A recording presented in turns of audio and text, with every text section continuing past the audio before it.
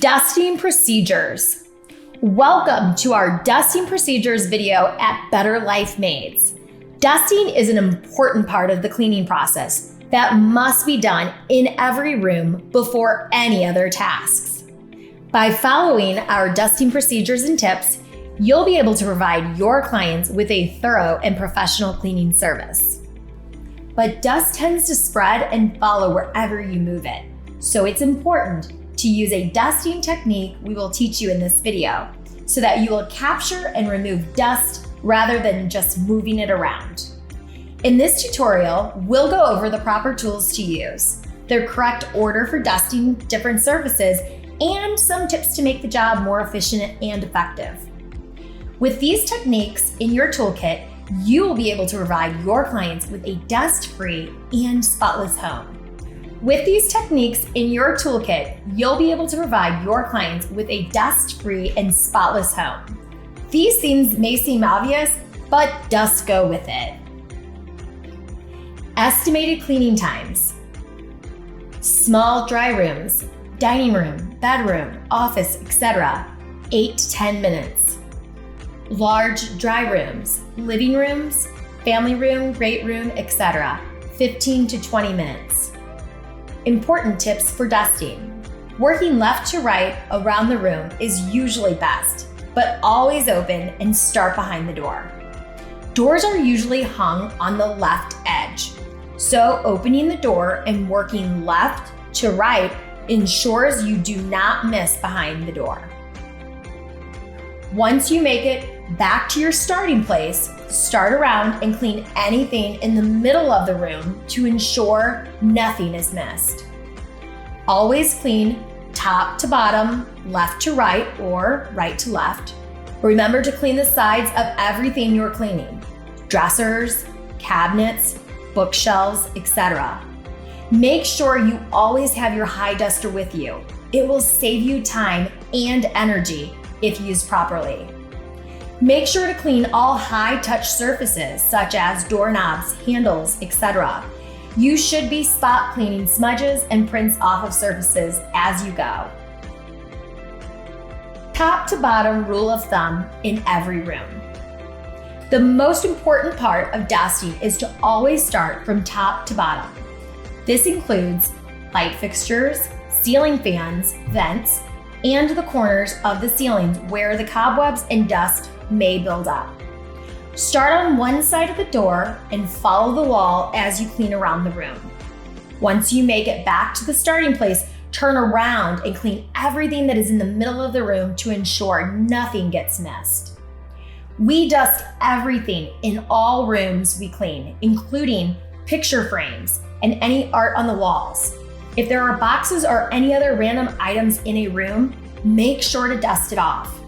Make sure to circle around the room and check all corners before moving on to the center of the room, which includes shelves, cabinets, windows, and blinds. Lastly, dust the lower half of the room, including baseboards and vents. 2 trips around the room.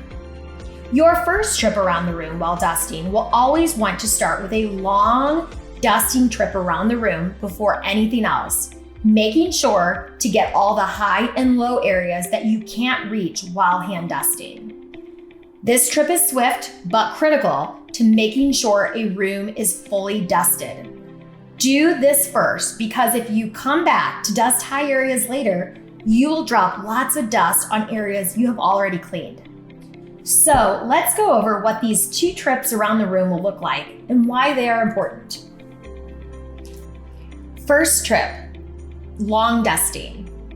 Long dusting needs to be done at all cleanings. Anytime you are doing a thorough clean of a room, anytime the work order has a room listed as high dusting, and anytime there are cobwebs or dust high up, because cobwebs are often invisible to the naked eye. So making sure to keep up on the high dusting, even if you never see anything, is vital.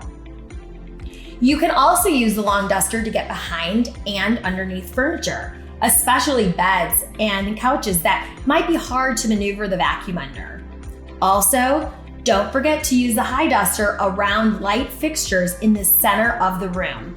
and around the edges of any can lights in the ceiling, and if you want to use it to dust under any furniture in the center of the room. You will want to attach your high duster to your mop pole and run the duster over the corners of the ceiling, the middle of the ceiling itself, the top of the walls, the light fixtures, the vents, ceiling fans, but make sure to turn off the fan to clean it if it's running.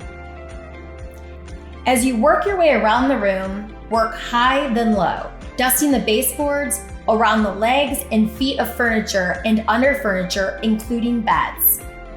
Dusting high as well as low will help you clean faster and reduce strain from bending down to dust them if they don't need to be wet wiped. Now, if you're working with a partner, start long dusting in the room your partner will be cleaning first. If you are working solo, start upstairs if the house has an upstairs. Now, if you're working with a partner, start long dusting in the room your partner will be cleaning first. If you're working solo, start upstairs at the furthest point from the front door and work your way through the home. Now on to the second trip around the room, also known here at Better Life Maids as hand dusting. The second trip around the room will involve all hand dusting and wiping procedures. These will include wiping down all flat surfaces and areas that are within the middle of the room. These could be anything from dining room tables, bedside tables, or counters to things like shelves, picture frames, artwork, and mirrors. When hand dusting, you will need microfiber cloths and your bottle of heavy-duty and light-duty spray. Start on one side of the door and follow the wall as you clean around the room. Once you make it back to your starting place, turn around and clean everything that is in the middle of the room to ensure nothing gets missed. We dust everything in all the rooms we clean, including picture frames and any art on the walls. Pick up items on shelves and counters and dust underneath them. Then dust the items before putting them back. When dusting a surface with a lot of things on it, treat it like you would a bathroom counter. Move the objects from one side to the other and dust the area you cleared with a damp cleaning cloth. An easy item to miss when dusting is lamps, which includes floor lamps. Make sure to wipe down the base and the pole of each lamp, as well as the top and the shade. You will also move all objects back to their original location, but be sure to dust each item and stage everything as you put it back, making sure to also dust each object itself before arranging them as close to where they were originally. For example, if there are perfume bottles on a dresser, arrange them by size and then face all the labels in the same direction. Now, when you're dusting blinds, a good practice is to close the blinds in one direction and thoroughly dust the exposed surface. Then close them in on the other direction and thoroughly dust them again. Once done, place them back as they were. If blinds are very dirty, you can let the customer know in your note that they can request them to be wiped down on their next visit, or they can select them as an add-on in their customer portal. When cleaning stairs and banisters, make sure to wash the handrails and dust the spindles and base. If the stairs are carpeted but have exposed wood on the steps, it needs to be dusted or hand mopped. Make sure to dust all baseboards in the stairway as well. Last but not least, don't forget to spot check the walls and light switch plates and the wall around the light switch plates each time, especially in houses with kids or pets. Dogs sometimes lean against the walls and create dirt spots that look like stains but can easily be cleaned with just a microfiber cloth and heavy duty. On your way out of each room, make sure to dust both sides of all the doors and clean the area around the door handle if needed, and turn lights off if they were off prior. In the kitchen and bathrooms, dust tops in front of cabinets with a dry cloth. Spot check all fronts of cabinets and clean all spots that may need extra attention. If this is a deep clean, we wet wipe the entire cabinet from top to bottom, Otherwise, you can just spot check as you move along. In kitchens, we also wipe down all small appliances, which include things like toasters, coffee machines, air fryers, and microwaves. In bathrooms, we wipe down items such as shampoo bottles, skincare products, and any other items with dust or residue from sitting on counters for extended periods of time. And don't forget to make sure you are grabbing your high duster with a long retractable handle to remove any cobwebs in corners, on light fixtures, or in the vents, as these tend to get very dirty in bathrooms and kitchens specifically. In the living rooms, dining room, offices, laundry rooms, and bedrooms. Wipe down all wood furniture, shelves, electronics, and other flat surfaces with a dry microfiber cloth or a cloth with a small amount of cleaning solution to help grab stubborn dirt and dust. When dusting coffee tables, make sure to clean the top with a damp cleaning cloth. These are often stuck on spots on coffee tables. If there are any books, magazines, or other items on the surface, make sure to arrange them nicely. If the furniture is leather, make sure to dust it with a dry cleaning cloth. If the furniture is fabric, it may need to be vacuumed. If the furniture is microfiber, you can add stripes with a folded cleaning cloth after you vacuum them to give them a nice pattern. Please note, vacuuming furniture is an additional cost if it would add any time above the allowed hours on your bid. So use your discretion on whether or not you will be able to get that within your time frame, and let your client and the office know so we can update your work order. Now, when you are dusting dining rooms, make sure to dust all the chairs and chair rails as well as the base of the table. Make sure to dust all the other furniture in the dining room, but do not clean the inside of the china cabinet unless the client requests it. If they request it, let the office know to see if it will be an additional charge. When dusting electronics, only use a dry cleaning cloth. Make sure to dust the top, sides, and front of the item, as well as the surface underneath if the item is able to be easily lifted or moved. When dusting offices, make sure not to move things from their original location. We dust all electronics with a dry cleaning cloth. This includes printers, shredders, computer screens, computer towers, keyboards, etc.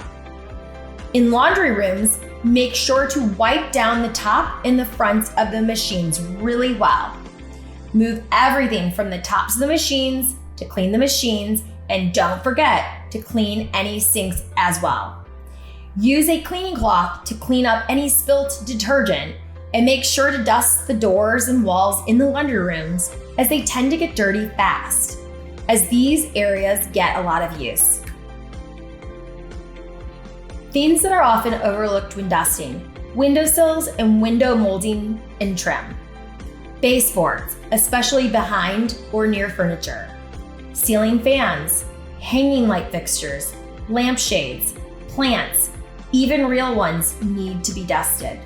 Backs and bottoms of chairs. Curved, decorated feet on chairs and tables.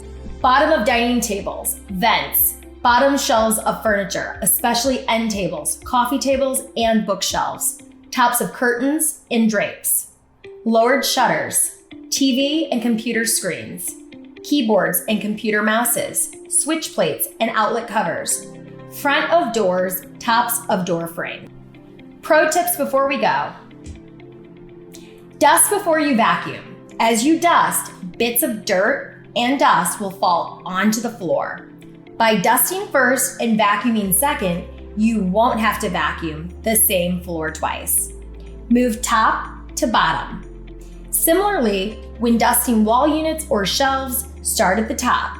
Begin by first lifting and dusting each object, and then dusting the shelf, both underneath and behind the objects. Use damp microfiber for heavy dusting and deep cleans. For best results, use a damp, clean microfiber cloth. To dampen the cloth, hold the cloth by a corner and lightly mist it with a clean water from a spray bottle.